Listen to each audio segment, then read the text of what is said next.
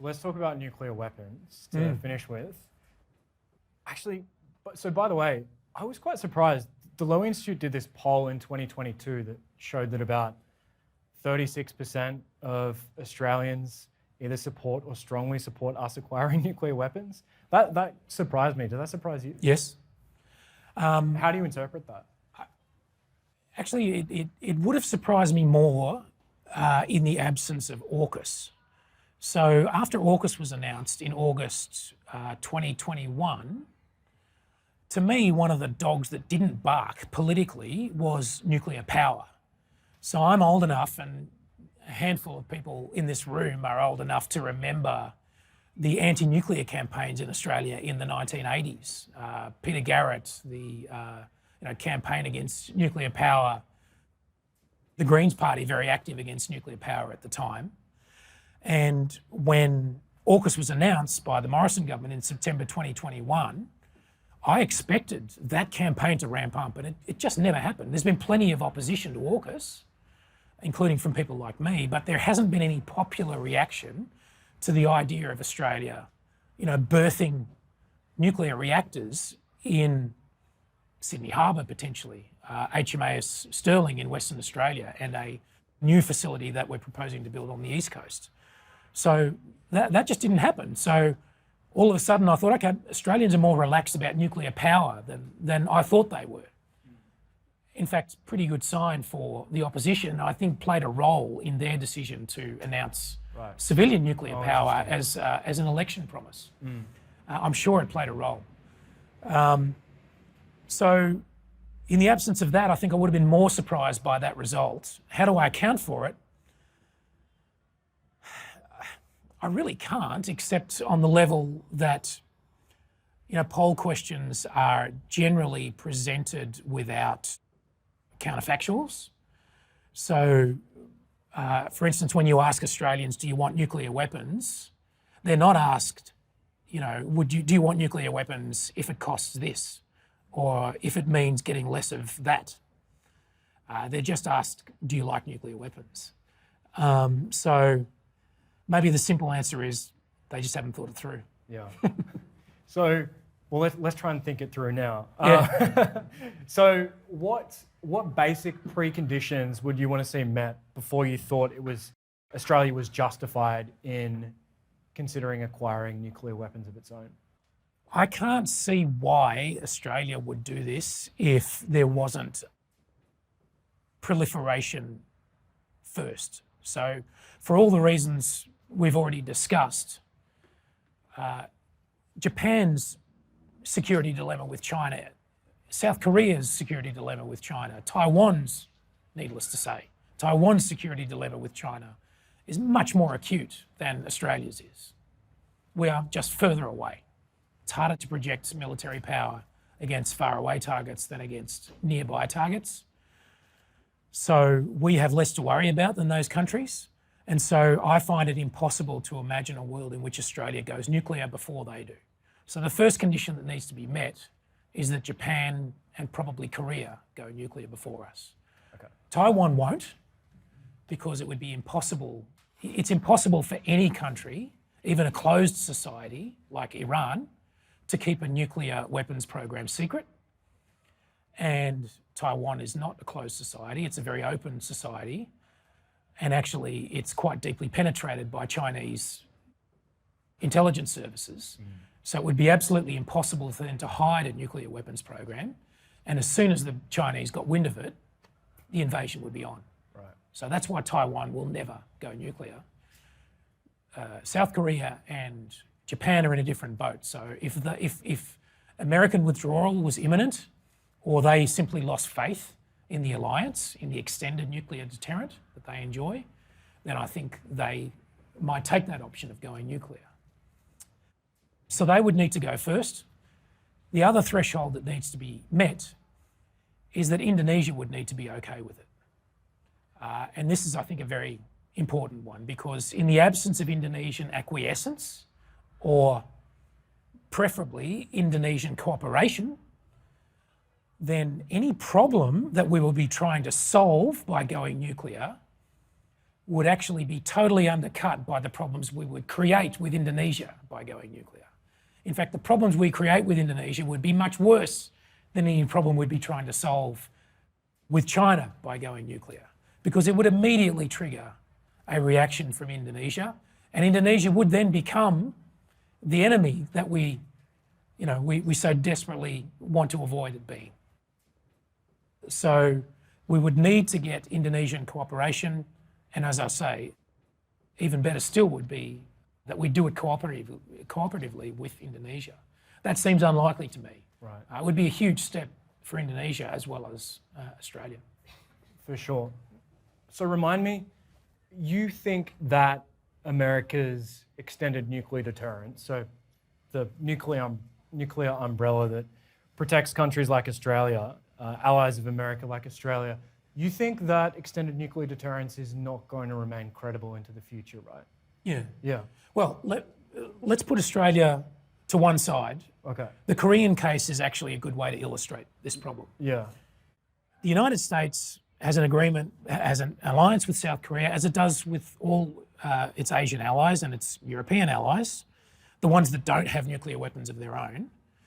It has this basic agreement which in its essentials says to that ally, if you are ever threatened with nuclear weapons, we will use our nuclear weapons in your defence. That's called extended nuclear deterrence, right? So that's the bargain that the US has struck with its allies. And because we, America, are choosing to let you effectively borrow our nuclear weapons, you will never need to develop nuclear weapons of your own. In the Korean case, that bargain started to change a few years ago. Because about 5 or 6 years ago, I think, we started to see evidence emerging from North Korea that it was building what's called an ICBM, an intercontinental ballistic missile, which means that North Korea now, we have to assume, has the ability to put a nuclear warhead, probably several, on an American city. East Coast, West Coast, New York, Los Angeles, you name it, all of them. So now suddenly the bargain with South Korea changes, because what it now implies is that we, America, will use nuclear weapons on your behalf if you're attacked, even if that means one or more of our cities gets destroyed with nuclear weapons. We'll trade Seattle or Los Angeles for Seoul. Exactly. Not credible. Not credible. That is an impossible thing to ask of the Americans.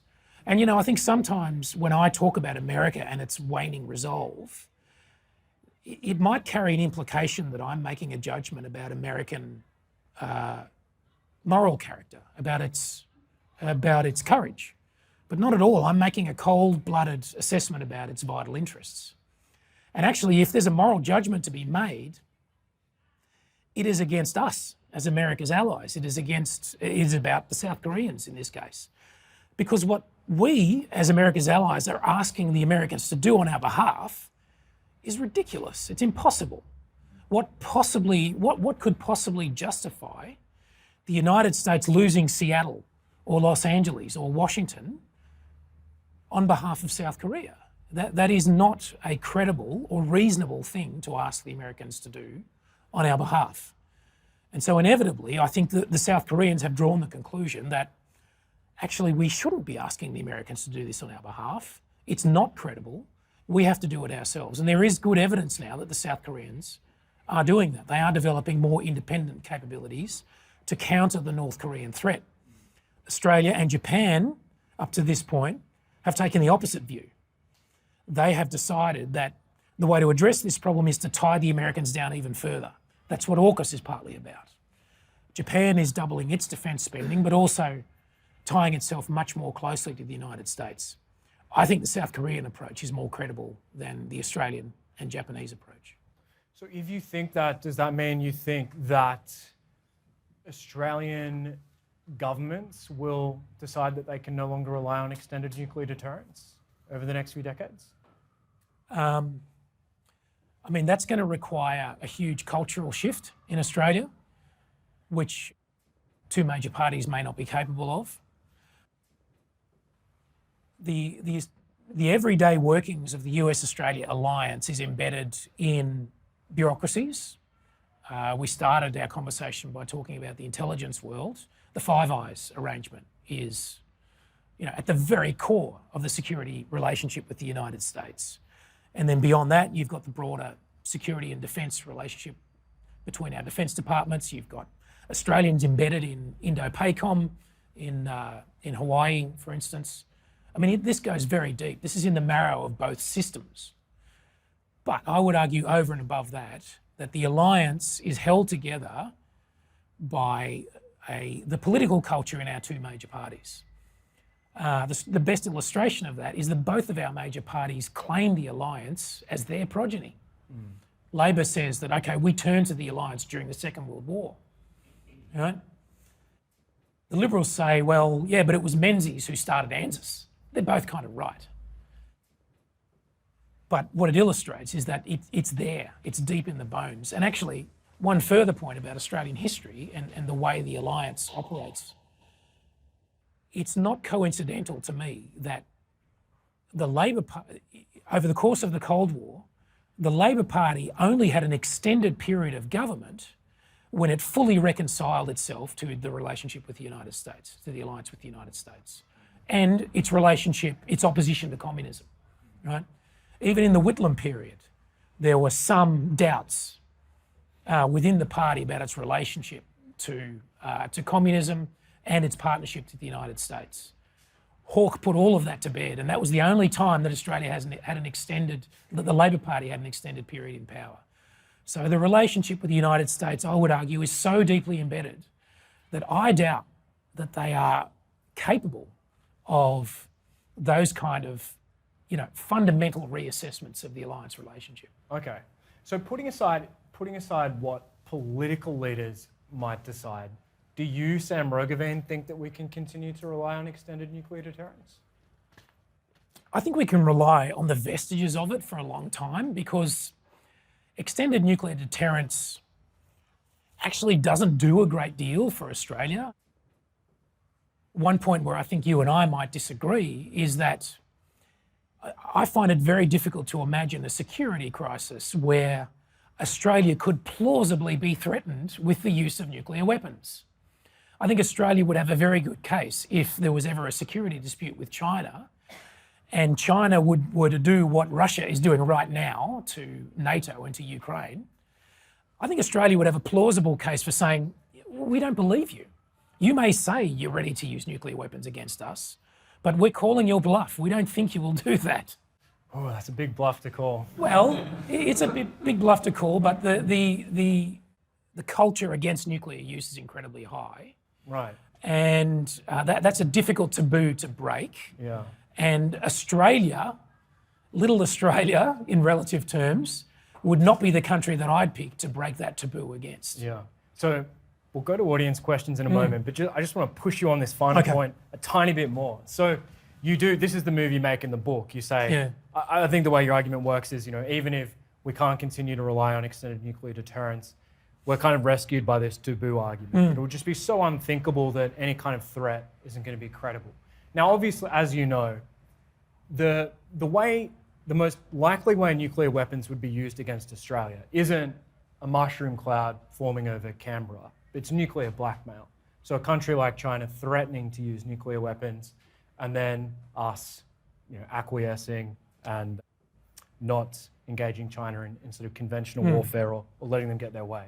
My worry is that so much of nuclear strategy is just drawn from like one big case study, which is the Cold War. And we just don't really have a clear sense of how these things might play out. So you mentioned the Ukraine example. That's a very clear example of a country post-Cold War using nuclear weapons in this sense. Yes. Putin almost every day threatens nuclear blackmail to keep the US and its NATO allies out of directly intervening in Ukraine. There's another really interesting historical example here, which is China itself has experience with nuclear blackmail on the receiving end. So in the 1950s, the US kept China from invading Taiwan by threatening to use nuclear weapons, and that threat worked. So I guess I don't feel confident that we could rely on China not to use nuclear blackmail against us if conflict broke out and yeah, my worry would be that this taboo just won't restrain Yeah. a country like China. So you're drawing a distinction between nuclear blackmail Right. and nuclear use. Use in the sense of actually Yes. detonating a Yes. nuclear device. So then the logic of, if you bought that argument, the logic of Australia acquiring nuclear weapons would, as you know, would be that it would neutralise that threat, and now we're just back to fighting China on conventional terms. Yeah. But my counter argument would be that the distinction between nuclear blackmail and nuclear use is a distinction without a difference. I agree with nuclear blackmail only works if the person being blackmailed believes the threat. Right. I agree.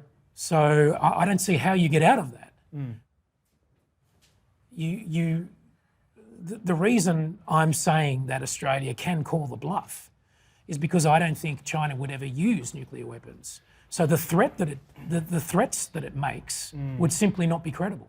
But isn't the problem that the consequences are so large that even if there's just a small probability, it's still going to affect your decision making? Yeah, that's a risk we're running. Yeah, absolutely. Okay. It's only that the other way of approaching this problem also imposes huge costs on Australia. Right. So Australia becoming a nuclear weapons power, that also has huge costs. So it's simply a matter of weighing the costs of my approach against the other one of proliferating.